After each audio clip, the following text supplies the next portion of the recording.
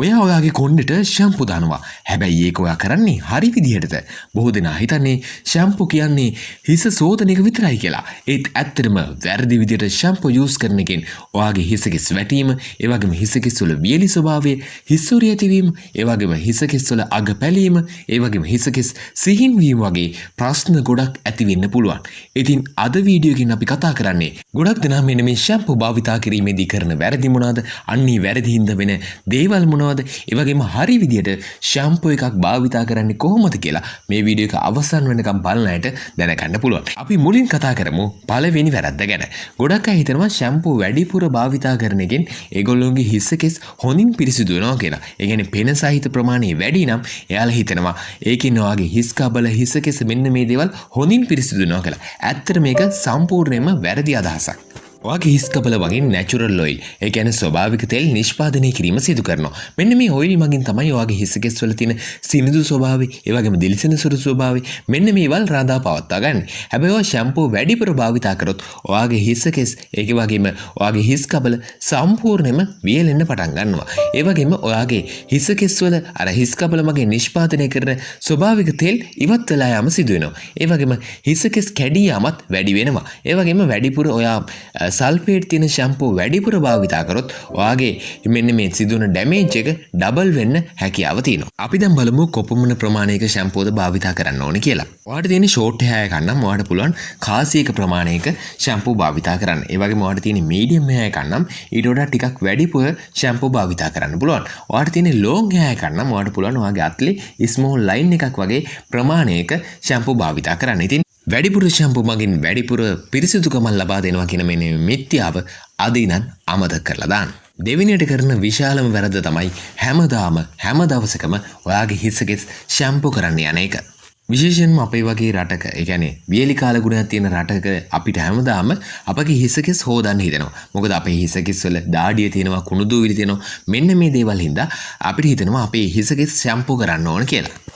හැබැයි ඔයා දන්නවද හැමදාම ඔයාගේ හිසකෙස් ෂැම්පු කරන එකෙන් ඔයාගේ හිස් කබලේ තියෙන බැලන්ස් එක නැති වෙලා යනවා. ඉතින් මෙන්න මේ හේතුව හින්දා ඔයාගේ හිස් කබල වියලි වුණාම ඔයාගේ ශරීරයේ ඒකට විසඳුමක් විදියට රියැක්ට් එකක් විදියට තවදුරටත් වැඩිපුර මෙන්න මේ ඔයිල් ප්‍රොඩියුස් කිරීම, ඒ කියන්නේ තෙල් නිෂ්පාදනය කිරීම සිදු කරනවා. ඒකින් වෙන්නේ ඔයාගේ හිසකෙස් ඔයිලි වෙනවා. ඒ වගේම ඔයාගේ හිස් කබලේ තියෙන හිස්සොරි ප්‍රමාණය වැඩි වෙනවා. ඒ වගේම හිසකෙස් කසන්න ගන්නවා. ඒ වගේම ඔයාගේ හිසකෙස් දුර්වල වෙන්න පටන් ගන්නවා. එහෙනම් කොහොමද ඇත්තටම ෂැම්පූ කරන්න ඕනේ? ඔයාට නෝමල් හෙයාර් ටයිප් එකක් නම් තියෙනවා. ඔයාට පුළුවන් සතියකට දෙපාරක් හරි තුන් පාරක් හරි ෂැම්පූ කරන්න පුළුවන්. ඒ වගේම ඔයාට තියෙන්නේ වියලි හිසකෙස් නම් අනිවාර්යයෙන්ම දිනපතා ඔයාගේ හිසකෙස් ෂැම්පූ කරන එක අනිවාර්යයෙන්ම නතර කරන්න ඕනේ. ඔයාට තියෙන ඔයිලි හෙයාර් එකක් නම් ඔයාට පුළුවන් දවසක් කර දවසක් මෙන්න මේ ෂැම්පූ භාවිතා කරන්න. තුන්වෙනියට කරනවා භයානකම වැරද්ද තමයි අධික උණු වතුරෙන් ඔයාගේ හිසකෙස් හොදන එක.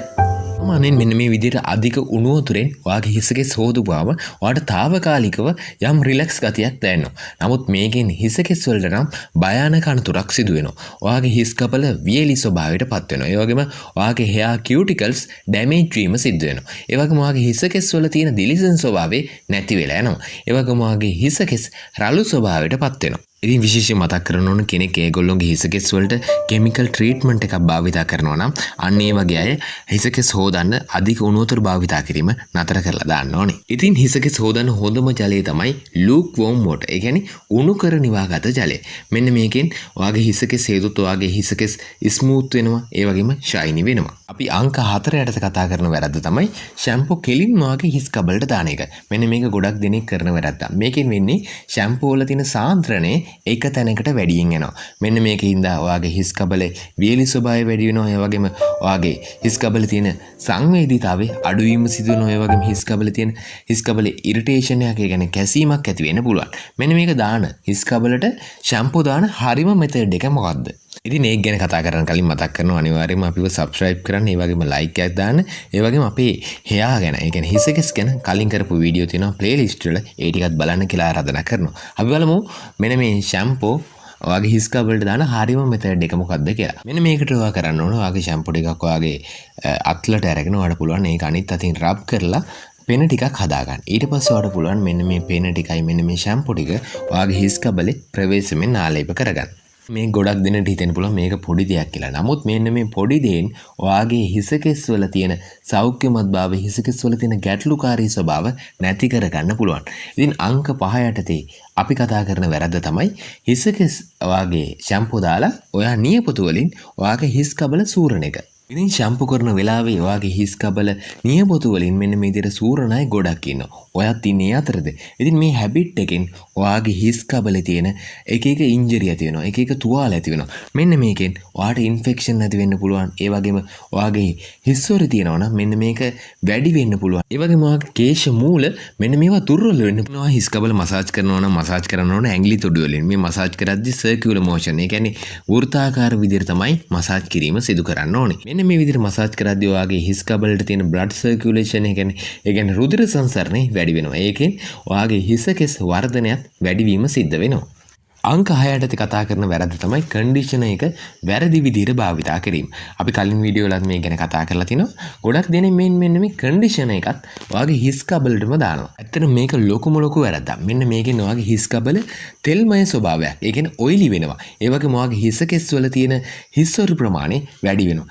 ඇත්තටම කන්ඩිෂනර් එකක් කොහොමද හරියටම භාවිතා කරන්නේ? ඉතින් කන්ඩිෂනර් එකක් කොහොමද හරියට භාවිතා කරන්නේ කියලා දන්න අය අනිවාර්යයෙන්ම ඒක කමෙන්ට් එකක් විදියට දාන්න. ඉතින් මාත් කමෙන්ට් එකක් විදියට දාලා තියන්නම් කොහොමද කන්ඩිෂනර් එකක් හරියට භාවිතා කරන්නේ කියලා. ඉතින් ඔයාගේ කමෙන්ට් එකයි මගේ කමෙන්ට් එක අතර තියෙන වෙනස බලන්න. ඉතින් ඔයාලට පුළුවන් හිසගෙස් ගැන හරියට ඉගෙන ගන්න. හිසගෙස් වැඩනේ කොහොමද නවත්තගන්නේ. මෙන්න මේ දේවල් ගැන අපේ ප්ලේලිස්ට් එකේ වීඩියෝ තියෙනවා. ඒවත් බලන්න පුළුවන්. අංක 7 යටතේ කතා කරන වැරද්ද තමයි ඔයා හිසගෙස් හරියාකාරව හොදන්නේ නැහැ. එතන මේකත් ගොඩක් ලොකු වැරද්දක්. මෙන්න මේ විදිහට ඔයාගේ හිතන්න ඔයාට තියෙන ඝනකම් හිසකෙස් නම් අන්න මේගොල්ලෝ අනිවාර්යයෙන්ම මේ පිළිබඳව වැඩිපුර ප්‍රවේශම් වෙන්න ඕනේ. මෙන්න මේ විදිහට වැඩිපුර ඔයා ගාන හිසකෙස් වල ගාන මෙන්න මේ ෂැම්පූ මේ වගේම කන්ඩිෂනර් මෙන්න මේ වගේ දේවල් ඔයාගේ හිස් කබල ඉතුරුනොත් ඒක කසන්න ගන්නවා. ඒ වගේම ඔයාගේ හිසකෙස් ඩල් ස්වභාවයක් ගන්නවා. ඒ වගේම විවිධ ඉන්ෆ්ලමේෂන් ඇති වෙන්න පුළුවන්. මෙන්න මේ වගේ දේවල් ඔයාගේ හිස් කබලට වෙන්න පුළුවන්. අංක 8 යටතේ අපි කතා කරන්නේ තෙතමනේ සයිද හිසකෙස් තදින් රබ් කිරීම, තදින් පිස දැමීම. මෙන්න මේ දේ හින්දා ඔයා තෙතමනේ සයිද හිසකෙස් කියන්නේ දුර්වල හිසකෙස්. මේවා කැඩිලා යන්න පුළුවන්. ඉතින් ෂැම්පු කරලා අවසානයේ හිසකෙස් හොඳින් හොදලා මෙන්න මේ විදිහට තදින් පීනවා කියන්නේ ඔයාගේ හිසකෙස් වලට ඩැමේජ් වීමක් තමයි සිදු වෙන්නේ. ඉතින් ඔයා හරියට හිසකෙස් පීන්න නම් ඔයාට පුළුවන් සොෆ්ට් ටවල් එකක් යොදාගෙන හිසකෙස් පීන්න පුළුවන්. ඒ වගේම ඔයාගේ හිසකෙස් පිහිටි ඔයාගේ ටවල් එකට මෙන්න මේ තෙතමනේ ඇබ්සෝබ් වෙන්න යම් කාලයක් ලබා දීමත් වැදගත් වෙනවා. අද අපි කතා කරන අවසාන වැරද්ද 9 වෙනි වැරද්ද තමයි ෂැම්පු මිලදී ගද්දී ඔයා කරන වැරද්දක්. ඉතින් ෂැම්පු මිලදී ගද්දී කිසිම කෙනෙක් ඒකේ ලේබල් එක කියවන්නේ නැහැ. තමන්ගේ හිස කෙස් වලට මේ ෂැම්පු එක ගැලපෙනවද? මේ ෂැම්පු එකේ තියෙන්නේ මොනවාද? ඉන්ග්‍රීඩියන්ට් මොනවාද? මෙන්න මේ දේවල් බලන්න නැතුව ෂැම්පු භාවිතා කිරීමෙන් ඔයාගේ හිස කෙස් වලට ඩැමේජ් වීමක් තමයි සිදු වෙන්නේ. ඉතින් අපි මේ වීඩියෝ එකෙන් අද කතා කරා කොහොමද හරි විදිහට ෂැම්පු එකක් භාවිතා කරන්නේ. මෙන්න මේ දේවල් අපි මේ වීඩියෝ එකේ අද කතා කරා. ඉතින් මේ මම සඳහන් කරපු මිස්ටේක් වලින් ඔයා කීයක් මෙච්චර කල් කරාද? අනිවාර්යයෙන්ම කීයක් කරාද කියලා කමෙන්ට් එකක් දාන්න. ඉතින් මම හිතනවා මේ වීඩියෝ කාඩ ගොඩක් වැදගත් වෙන්නේ නැති. ඔයාගේ දැනුම වැඩි වෙන්නේ නැති. ඉතින් අද ඉඳන් හරි විදිහට ෂැම්පු භාවිතා කරමු. ඒ වගේම අනිවාර්යයෙන් මේ වීඩියෝ එක යාළුවෙක්ට ෂෙයා කරන්න. ඉතින් hear සම්බන්ධ දැනගන්න තියෙන දේවල් ගැන අපි ප්ලේලිස්ට් එකක් කරලා තිනවා. ඒ ප්ලේලිස්ට් එකත් බලන්න කියලා ආරාධනා කරනවා. අපේ කලින් වීඩියෝ මෙන්න මෙතන එන්ඩ් ස්ක්‍රීන් වලින් බලන්න පුළුවන්. අපිව සබ්ස්ක්‍රයිබ් කරන්න. තවත් දවසක හමු වෙමු. ඔයාලා හැමෝටම සුබ දවසක්.